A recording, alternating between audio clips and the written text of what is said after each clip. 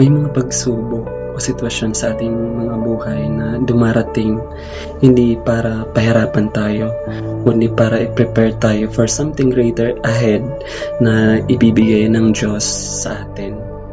No? Kaya sa lahat ng sitwasyon ng ating buhay na pinagdadaanan natin, kailangan nating maging positibo and maging steadfast, no, maging matatag sa lahat ng sitwasyon, kasi sa dulo niyan there's something greater na ibibigay ang Diyos. So inuhubog lang tayo ng Diyos dun sa sitwasyon para mas lalo nating masabi yung expertise ng Lord sa bagay na yun, at mas lalo nating mapurihan ang Diyos dun sa blessing na ibibigay niya sa atin, no?